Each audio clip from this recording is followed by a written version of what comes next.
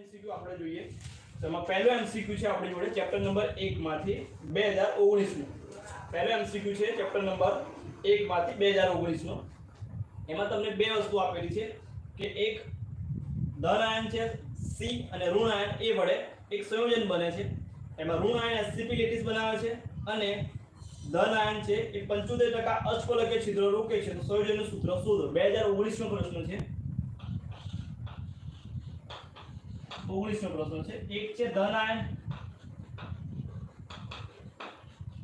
C અને બીજું છે ઋણ આયન A ધન આયન જે છે એમાં ઋણ આયન છે HCP એટલે કે A છે HCP માં ગોઠવાય છે અને B છે એટલે કે ધન આયન છે 75% એટલે કે અષ્ફલકીય છિદ્ર તો 75% અષ્ફલકીય છિદ્રોમાં ગોઠવાય છે એવું લખેલું છે અષ્ફલકીય છિદ્રો રોકે છે તો સંયોજનનું સૂત્ર શોધો ઓપ્શન તમને આપેલા છે આપણે પહેલા એના ઓપ્શન જોઈએ A છે તમારો જો C3A2 ઓપ્શન B છે તમારો જો C3A4 અને ઓપ્શન C છે C4A3 અને D તમને આપેલું છે C2A3 આટલી વસ્તુ તમને ગિવન છે તમારે આનો આન્સર શોધવાનો છે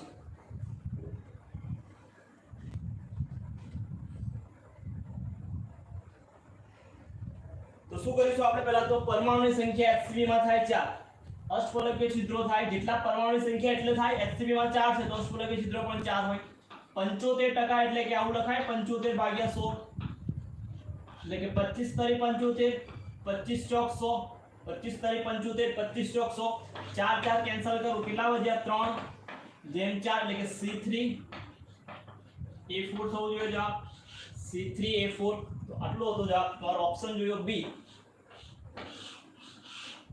ઓપ્શન B આવશે C3A4 તો પહેલાનો જવાબ આવશે C3A4 કોઈ ડાઉટ હોય તો કોમેન્ટ કરો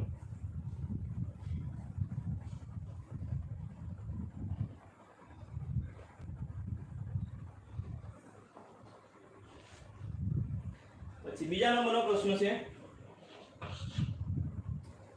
એ છે 2015 નો ઈઝી પ્રશ્ન કે BCC લેટાઇસમાં BCC લેટાઇસમાં એકમ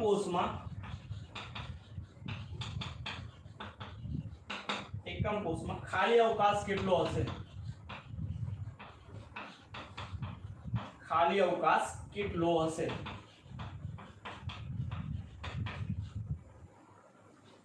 2015 નો પ્રશ્ન છે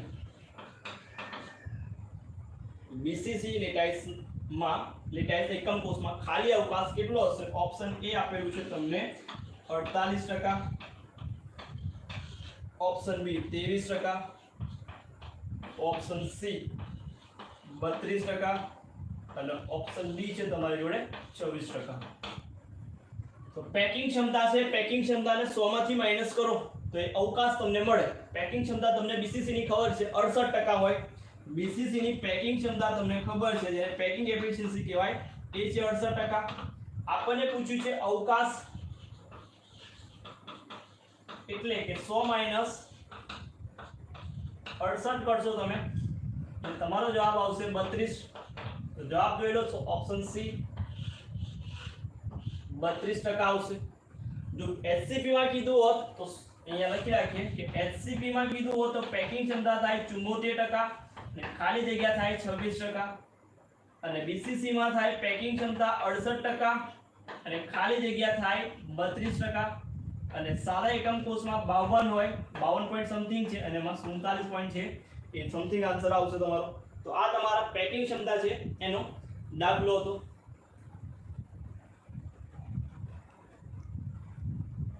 તો પહેલાનો જવાબ તમારી જોડે B છે અને બીજાનો જવાબ તમારે C મળશે પછીનો પ્રશ્ન નંબર 3 છે ચેપ્ટર નંબર 2 માંથી લીધો છે આપણે કે નીચેનામાંથી મહત્તમ ઉત્કલન એઝોટ્રોપિક દ્રાવણ કયું છે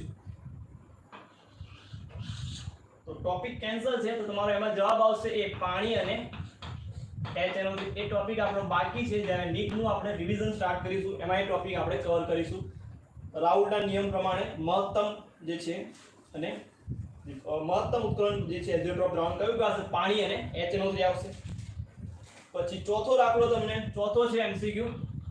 આ તમારો હતો 2019 નો એમસીક્યુ.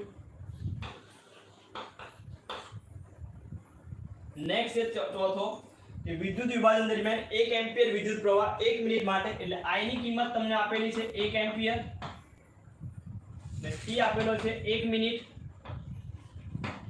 જેનું સેકન્ડમાં પેરું તો 60 સેકન્ડ આપેલી છે. તો પસાર કરતા કેથોડ પર મુક્ત થતા ઇલેક્ટ્રોનની સંખ્યા જણાવો. ઇલેક્ટ્રોનની સંખ્યા શોધવાની છે. ઇલેક્ટ્રોનનો વીજભાર તમને આપેલો છે 1.6 60 ગુણ્યા 10 ની -19 કુલમ. 2016 નો પ્રશ્ન છે, નીટ 2016. તો તમારે એને સિમ્પ્લિફાઈ કરવાનું છે. ઇલેક્ટ્રોનની સંખ્યા શોધવાની છે. પ્રશ્ન એકવાર ફરી કે વિદ્યુત વિભાજન દરમિયાન 1 એમ્પિયર વિદ્યુત પ્રવાહ 1 મિનિટ માટે પસાર કરવામાં આવે તો કેથોડ પર મુક્ત થતા ઇલેક્ટ્રોનની સંખ્યા શોધો. તો પહેલા તો ઇલેક્ટ્રોનની સંખ્યા એટલે Q બરાબર થાય તમારી જોડે n * E. n એટલે કે નંબર ઓફ ઇલેક્ટ્રોન થશે, મોલ થશે. એટલે આને સિમ્પ્લિફાઈ કરી દે. Q બરાબર શું લખાય? તો Q બરાબર લખાય IT. Q બરાબર IT થશે. એટલે Q બરાબર શું છે આપણી જોડે? Q બરાબર છે n. Q બરાબર n * E છે એટલે IT upon ની કિંમત મૂકી દઈએ આપણે. I ની કિંમત 1 એમ્પિયર, T ની કિંમત 60 અને 1.6 ગુણ્યા 10 ની -19 એટલે +19 થશે ઉપર. એટલે તમે સિમ્પ્લિફાઈ કરો તો તમારો જવાબ છે 3.75 ગુણ્યા 10 ની +20 આવશે. તો તમારો જવાબ થશે ઓપ્શનમાં જો તો ઓપ્શન C તમને આપેલો હશે 3.75 ગુણ્યા 10 ની C. એટલે તમારે આ સૂત્ર છે બાબત Q બરાબર n * E થશે અને Q બરાબર શું લખાય? I * T એટલે IT થાય. આપણે n શોધવું છે તો n બરાબર IT upon E થશે. E નો કિંમત આપેલી છે 1.6 ગુણ્યા 10 ની -19. I છે 1 ગુણ્યા 10 ની 1 ગુણ્યા 60. તો સિમ્પ્લિફાઈ કરશો એટલે 1.75 ગુણ્યા 10 ની 20 તમારો જવાબ છે. જવાબ આવશે જે છે ઓપ્શન C.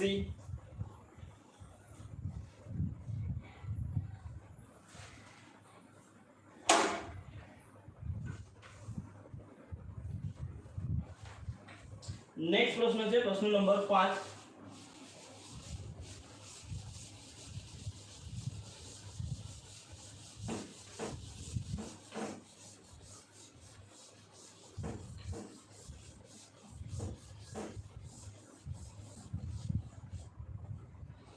પ્રશ્ન નંબર 5 એ પણ ચેપ્ટર નંબર 3 માંથી છે કે પીગલિત NaCl ના વિદ્યુત વિભાજન દરમિયાન એક 0.1 મોલ Cl2 વાયુ મેળવવા માટે 3 એમ્પિયર એટલે કે I બરાબર 3 એમ્પિયર પ્રવાહ કેટલા સમય માટે એટલે કે T તમારે શોધવાનો છે. નીટ 2016 નો પ્રશ્ન છે કે પીગલિત NaCl ના વિદ્યુત વિભાજન દરમિયાન 0.1 મોલ Cl2 મળે છે તમને. તો 3 એમ્પિયર વિદ્યુત પ્રવાહ કેટલા સમય માટે પસાર કરવો પડશે? તમારે T ની કિંમત શોધવાની છે. ઓપ્શન તમને તો એ તમને આપેલો છે 220 મિનિટ, 220 મિનિટ છે. બી છે 330 મિનિટ અને ઓપ્શન સી છે તમારી જોડે 55 મિનિટ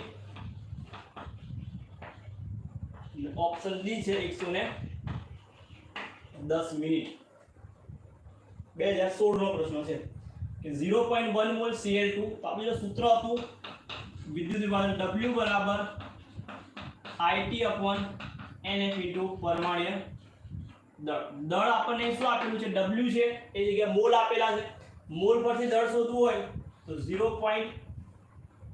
દળ શોધવું હોય દળ બરાબર શું થાય? તો 0.1 મોલ into પરમાણ્ય દળ. Cl2 છે, Cl2 નું પરમાણ્ય દળ તમે કેટલું મૂકશો? તો Cl2 છે એટલે 71.71% થશે ગુણ્યા 0.71 એટલે 0.1 35.5 ગુણ્યા 2 કરશું એટલે 35 70 71 તમારું થશે 7.1 ગ્રામ તમને ક્લોરીન નું દળ મળશે. એટલે W ની કિંમત મૂકી દઈશું. T ને સૂત્રનો કરતા કરી દો તો W * N * F અને I નીચે આવશે, પરમાણુ દળ પણ નીચે આવશે. અને સિમ્પ્લિફાઈ કરશો તમે W ની કિંમત, N ની કિંમત, તો Cl2 માં 2 ઇલેક્ટ્રોન, F ની 96500, I ની કિંમત 3 એમ્પિયર, એટલે પરમાણુ દળ મૂકશો તમે 71, એટલે તમારો જવાબ છે આવશે કેટલો આવશે, તો ઓપ્શન ડી મળશે. તમને સિમ્પ્લિફાઈ કરશો તો જવાબ તમને ડી મળશે, 110 મિનિટ મળશે. પ્રશ્ન નંબર 6 કે કઈ નીચે આપેલા અથવા આપેલામાંથી કઈ ધાતુની જોડ વાન આર્કેલ પદ્ધતિ દ્વારા શુદ્ધ કરાય છે. 2011 નો પ્રશ્ન છે. 11 નો પ્રશ્ન, વાન આર્કેલ પદ્ધતિ.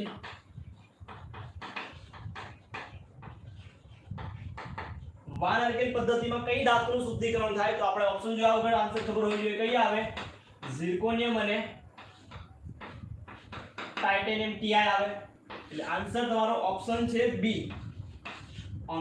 ઓપ્શન આપેલો છે બી, ઝિર્કોનિયમ અને ટાઇટેનિયમ વાન આર્કેલ પદ્ધતિ આવે. જો મોલ્ડ કાર્બન પૂછ્યો તો મોલ્ડ કાર્બોનેટ પદ્ધતિ આવે નિકલ માટે. આપણે વાન આર્કેલ કીધું છે એટલે ઝિર્કોનિયમ અને ટાઇટેનિયમ આવશે. પ્રશ્ન નંબર 6 હતો જેમાં ઝિર્કોનિયમ અને ટાઇટેનિયમ આવશે, આન્સર બી થશે.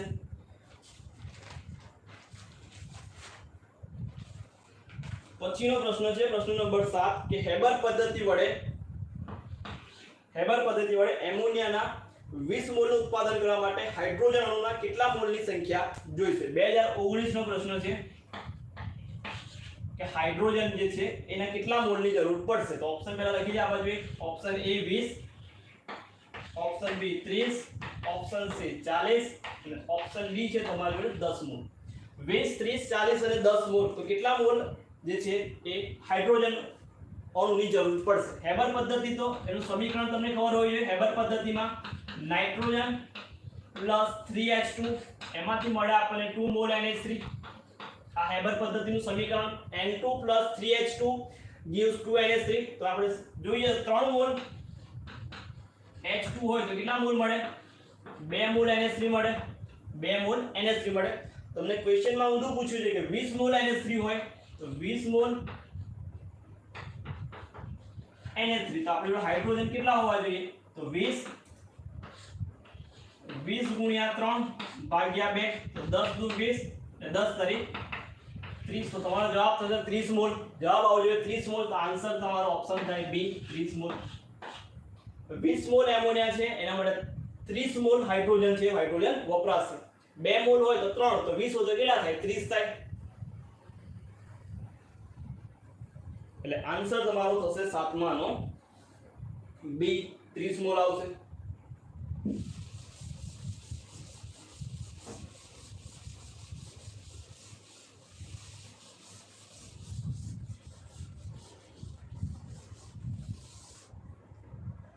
પછી પ્રશ્ન નંબર 8 છે આપણી જોડે. પ્રબળ HNO3 સાથેની પ્રક્રિયા છે કોપર સાથેની, તો ગરમ કરવામાં આવે તો નિપજ કઈ મળશે. 2016 નો પ્રશ્ન છે. પ્રબળ એટલે કે સાંદ્ર HNO3 સાથે પ્રક્રિયા કરવામાં આવે કોપરની, તો નિપજ કઈ મળે? તો એક નિપજ મળે તમને CuNO3 twice plus NO2 plus H2O plus H2, આટલી નિપજ તમને મળે. CuNO3 twice, NO2 અને H2O. તો ઓપ્શન જોઈ લો. તો ઓપ્શન તમને C આપેલો છે. ઓપ્શન તમને C આપેલો છે. CuNO3 twice plus HNO3. પ્રબળનો મતલબ થાય સાંદ્ર HNO3 સાથે પ્રક્રિયા કરો કોપરની, તો CuNO3 2 અને NO2 plus H2O તમને નિપજ તરીકે મળશે. આન્સર તમારો C થશે એમાં. પ્રશ્ન નંબર 9 કે આપેલામાંથી કઈ મિશ્ર ધાતુ અધાતુ ઘટક ધરાવે છે. અધાતુ ઘટક ધરાવે છે એવું કીધું છે. પ્રશ્ન છે 2012 નો. ધાતુ તમને આપેલી છે. Option A brass, option B steel, option C છે કાંસો અને ઓપ્શન ડી છે તમારું બ્રોન્ઝ. તો કયામાં અધાતુ ઘટક રહેલો છે એવું તમારે શોધવાનું છે. તો આમાં તમારી જોડે હોય કોપર અને ઝિંકની મિશ્ર ધાતુ છે. સ્ટીલમાં હોય આયર્ન અને કાર્બન. કાંસો અને બ્રોન્ઝ બંને સેમ જ થાય.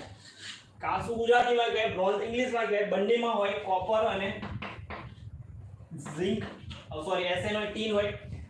આમાં હવે કોપર ઝિંક આપણે અધાતુ છે, તો અધાતુ કઈ કાર્બન છે, કાર્બન કયામાં સ્ટીલમાં. તો આન્સર તમારો બી થશે સ્ટીલ, કે જેમાં આયન અને કાર્બન જે છે એ કાર્બન અધાતુ છે, બાકી બધામાં જે છે એ ધાતુ છે કોપર અને ઝિંક, Cu અને Sn, જેમાં કાંસુ અને બ્રોન્ઝ બંને એક જ થશે. લાસ્ટ પ્રશ્ન આપણો